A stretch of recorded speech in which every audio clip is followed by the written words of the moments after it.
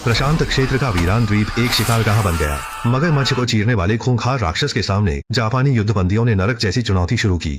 इस हताश भाग दौड़ में उन्हें एक चौंकाने वाला रहस्य मिला। 2025 की नई monster thriller desert island hunt में आपका स्वागत है। द्वितीय विश्व युद्ध के प्रशांत क्षेत्र में युद्धबंदियों को ले जाने वाले जापानी युद्धपोत पर अचानक हमला हुआ। पूरे समुद्र में धुआं फैल गया।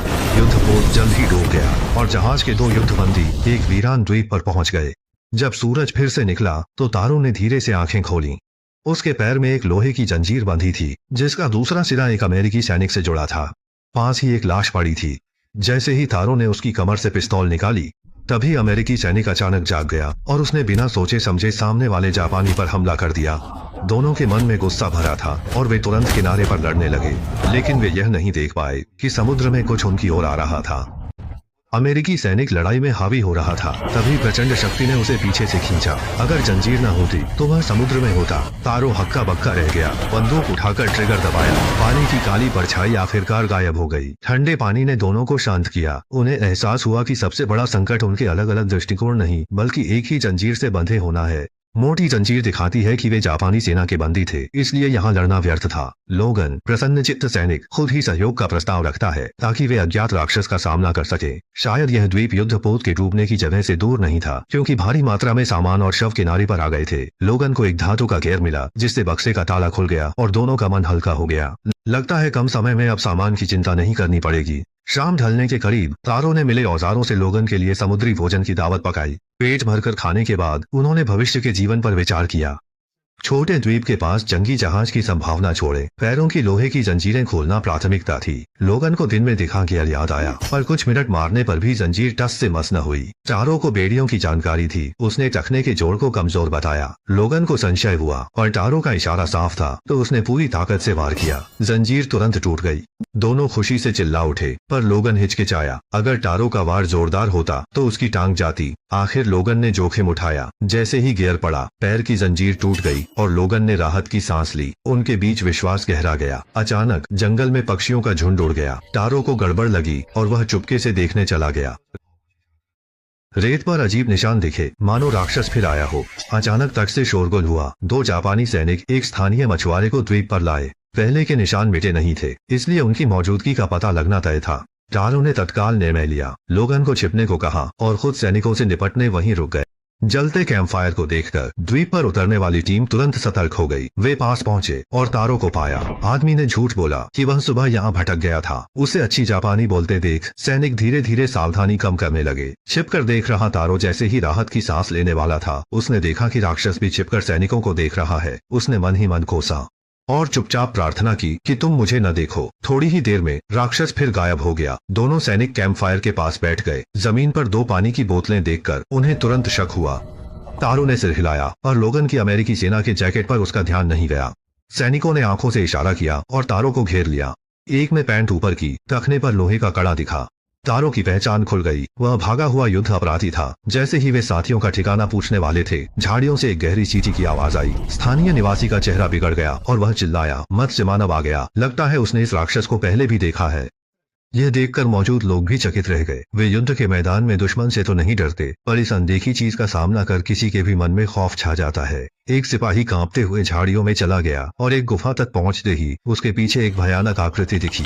सिपाही के पलटने से पहले ही उसकी बांह काट दी गई। तारो का पहरेदार डर से हक्का बक्का रह गया। अंधेरे में छिपकर लोगन अचानक बाहर आया और एक ही वार में उसे मार डाला। उसी वक्त गुफा में मौजूद सिपाही को भी राक्षस ने खत्म कर दिया। तारो और उसका साथी खतरे को भांप कर तुरंत झाड़ियों में छिप गए, जबकि मछुआरा डर से कांपता रहा। जब जलपरी राक्षस सामने आया तब उसे भागने की सूझी, पर कुछ ही कदम चला था कि राक्षस ने उसे दबोच लिया। तारो और उसका साथी भी वहां नहीं रुके। तेजी से घने जंगल में घुस गए, पर जलपरी राक्षस उनके पीछे ही आ गया। लोगन का पैर फिसला और वह टहनी से उलझकर गिर पड़ा। इस बार उसने राक्षस का पूरा रूप देखा, जिसके नुकीले दांत खूंखार जानवर जैसे थे। शुक्र है तारो बचाने आया और जलपरी को पीछे धकेलकर लोगन को खींचकर भागा। वे जितना भाग रहे थे उतने ही घबरा रहे थे।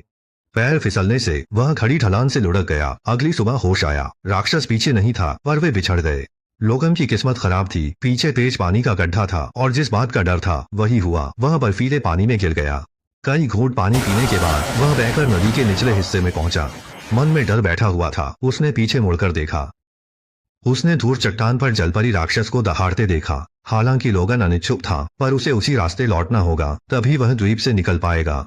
पानी के बहाव के विपरीत ऊपर जाते हुए लोगन की शारीरिक शक्ति खत्म हो गई। वह आराम करने लेटा, तभी एक मगरमच्छ उसके पास आ गया। वह आदमी डर के मारे वहीं जम गया, हिलने की हिम्मत न कर सका। मगरमच्छ ने उसे नजरअंदाज किया और नदी में चला गया। लोगन भी वहां रुक नहीं पाया, वह पहाड़ी रास्ते पर आगे बढ़ा, तभी उसे वही आवाज फिर सुनाई दी।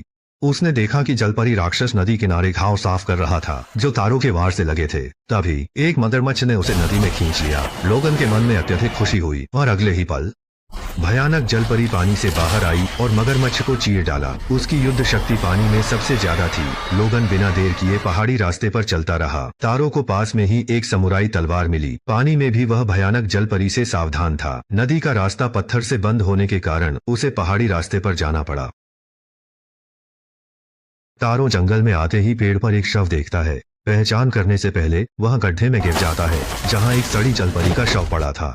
तारो हिम्मत करके गड्ढे से निकला। उसने पहचान लिया कि यह पायलट का शव है जो पैराशूट से उतरते समय पेड़ पर अटक गया था और जलपरी से मिला था। उसने पिस्तौल से उसे मार दिया पर खुद भी गंभीर घायल होकर मर गया। तारो ने पायलट की पिस्तौल ली जिसमें कुछ गोलियां थीं। पहाड़ी रास्ते से वह छोटी नदी के पास पहुंचा और दूर से एक दुर्घटनाग्रस्त लड़ाकू विमान देखा जो शायद मृत पायलट का था।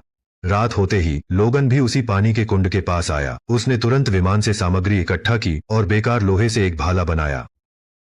फिर उसने विमान के केबिन में तलाशी दी। सिग्नल गन और लाइटर के अलावा लोगन ने उसने कुल्हाड़ी देखी, पर जैसे ही उसे लेने लगा पंख के नीचे मिसाइल मिली। अचानक पीछे से तारो आया जो रास्ता खोज रहा था। उसने एक गुफा देखी थी जिसमें अजीब चीजें थीं। लाइटर की रोशनी से वे अंदर गए। अंदर का दृश्य देख वे दंग रह गए। हवा में एक विशाल अंडा लटक रहा था। उसमें जलपरी की धुंधली आकृति दिख रही थी। यह गुफा जलपरी का घोंसला निकला। लोगन ने विशाल अंडे को नष्ट करना चाहा, पर तारो ने सोचा कि इससे जलपरी क्रोधित हो जाएगी। उनकी बहस के दौरान लोगन को एक उपाय सूझा। वह तारो को विमान के मलबे पर ले गया और उन्होंने मिलकर मिसाइल निकाली। लोगन जलपरी और उसके घोंसले को जड़ से खत्म करना चाहता था, पर लगाने के बाद लोगन ने पाया कि मिसाइल का टाइमर मुड़ा हुआ था जिसे औजारों के बिना ठीक करना कठिन था। लोगन को विमान के केबिन में रखी कुल्हाड़ी याद आई, इसलिए वे फिर से गुफा से बाहर निकले। तभी बाहर से राक्षस की दहाड़ सुनाई दी।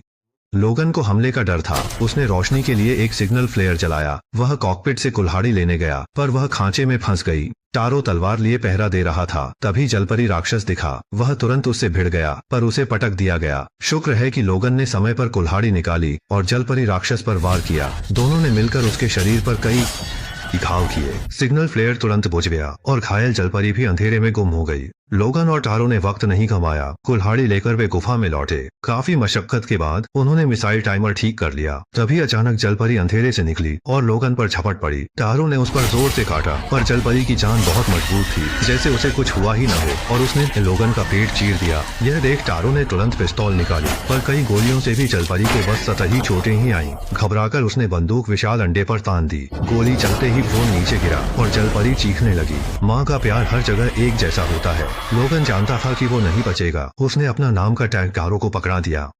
उसने दूसरे को तुरंत गुफा छोड़ने को कहा।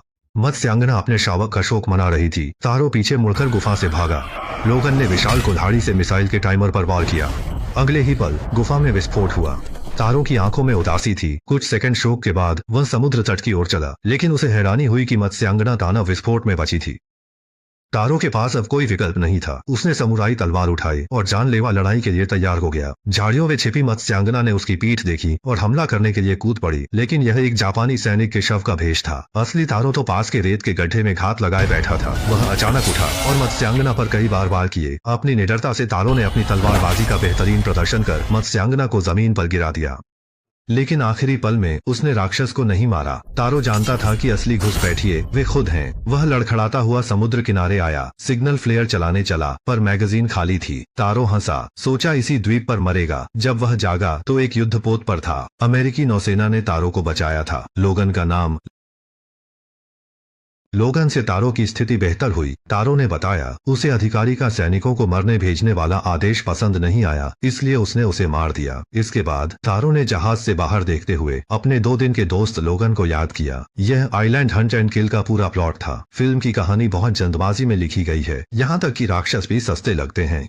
द्वीप पर अल्ट्रामैन भी आता तो मुझे आश्चर्य नहीं होता। यह एक चेतावनी है। जो अल्ट्रामैन बनाम राक्षस पसंद करते हैं वे मूल फिल्म देख सकते हैं। ठीक है, आज के लिए इतना ही, अगली बार मिलेंगे।